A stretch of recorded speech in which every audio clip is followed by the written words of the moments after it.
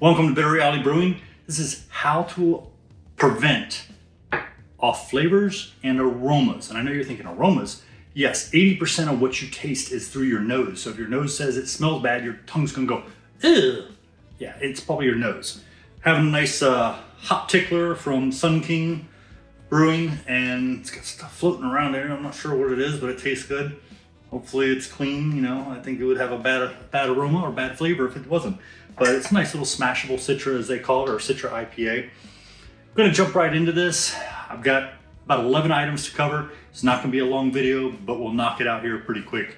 And if you've brewed beer for long enough, I think every one of us has experienced this at least once. Sadly, for others, it plagues them through their process of brewing beer. And I know this might be old news for many of you, and I know I've mentioned some of these items on many occasions, but I recently saw an article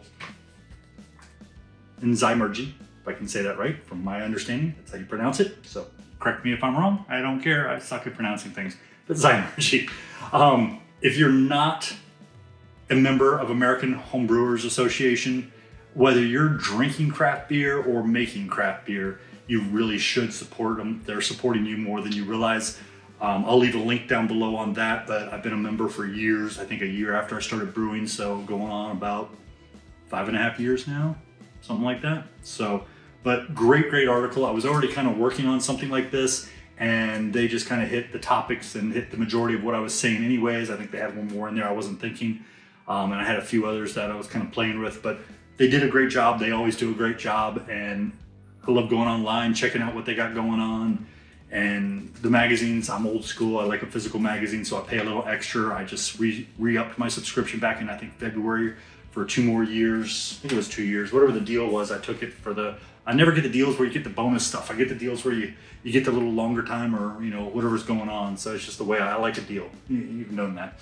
Also, as I'm a member of the BrewTubers group, I'm going to do a little shout out to 5-Star Chemicals, because in this video, we will be talking about PBW and Star San, and I want to make sure that, you know, I mention that because they are sponsors for the BrewTubers group.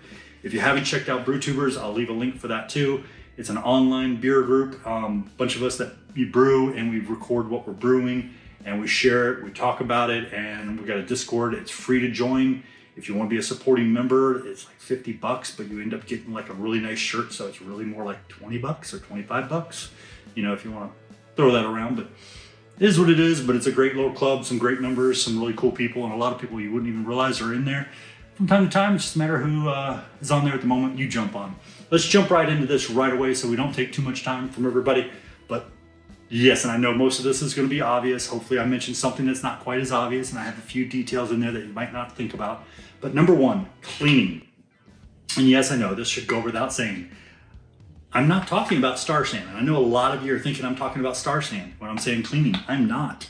And this is one of the things that kills me is I see people talking about cleaning and they're like, well, I put Star San in and I cleaned it and I cleaned it and I put Star. 5-Star Chemical wouldn't make PBW if this did everything. Now, it just kills me. PBW is a cleaner. Star San is not. PBW is an alkaline cleaner that helps to break down organic material. Not as a sanitizer, but as a cleaner. So it helps to break this stuff down. And if it's not clean enough for you to eat off, it's not clean. Start over. A couple things that I know people don't do, and I've been guilty of this too, is use the recommended dosage based on how much water you're using. It tells you how much to use based on how much water you're using. You should follow that. You should do that if you're expecting it to be effective. If it's not effective, you're probably not using the right amount of cleaner. So keep that in mind. If you're using less, you're going to get diminished results on the cleaner. It's not going to be as effective. Also, if it's not super clean, yeah, trust me, you're going to find out, because your next beer is not going to be that good. Number 2, now we're going to go to Star San. Sanitize. Number 2 is Sanitize. This part I definitely give credit 100% to Zymergy. They have the perfect quote, and it's in this episode, whatever you call this, I'm going to call it an episode, volume, whatever you want to call it. But the quote is, cleaner doesn't sanitize and sanitizer doesn't clean. Quote. Yeah, perfectly said. I'm not a chemist, I'm not a scientist, I can't give you all the details, but I understand the basics. And this is an alkaline, this is an acid. 5-Star makes sanitizer, or makes Star San as a sanitizer, not as a cleaner. Remember, the Star San has to be in the right dosage to do its job. And like we said in number 1 on the cleaner, if you get a little dough ball or something going on in one of your what's that called, the counterflow chiller or something like that, and it goes in, anything inside of that little clump of gunk could contaminate your next brew. So you need to be aware of this stuff and understand that it has to be clean, then sanitized. And if you do a really good job, understand that this will not sterilize things, which I have a mistake of saying that sometimes, but this will not sterilize things. But if it's super clean and sanitized, it's pretty close.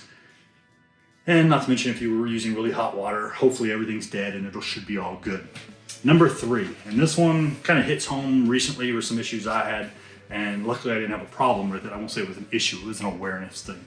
But know your water. Number 3 is know your water. If your water doesn't taste good or it has an off flavor, there is a very good chance it's going to be in your beer.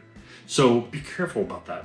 I have 2 great examples. One, a cashier at my local grocery store one time mentioned that she liked a certain, I won't name names, but I don't drink this water, a certain spring water because it tasted sweet. I looked at her and I said, that's not good. Your spring water should not taste sweet. But recently, and this is where it hits home, I buy my distilled water and my spring water from Walmart. It's close, it's cheap, they always have it in bulk. They don't freak out if I'm buying a bunch of them. And I brought it home, and within about 2 weeks, 2 of the spring waters turned like yellow, and I mean almost dark yellow. I'm so happy I didn't use that in something. I was like, what happened to that water? Why did it turn dark yellow? My wife's like, put it outside, I'll use it to water the plants. Do me a favor, put a comment down below if you understand why spring water suddenly turns yellow. I mean, is there a reason? I'm thinking maybe it had iron. I'm totally guessing. I don't know. Like I said, I'm not a chemist. But yeah, 2 weeks after buying it, it turned yellow and it was pretty dark. I was a little concerned about all the rest. And now, like almost every other day, I'm checking all the water for color to see if it's changing color because I'm terrified about using it now. And once I get to my final destination on my new house, I'm getting an RO system because I don't want to count on anybody else for clean water. So, number 4, consider a longer boil. And I know a lot of you are like, well, I like to do 60 minutes. Almost everything I've read almost always recommends 90 minutes. 90 minutes. I always do 90 minutes for 99, 95%, whatever you want to say of the things I do.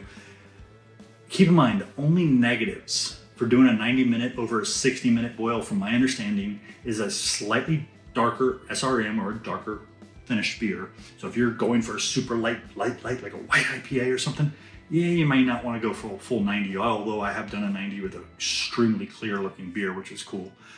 And caramelization. And I know you're thinking, oh my gosh, yeah, I don't want to over caramelize things.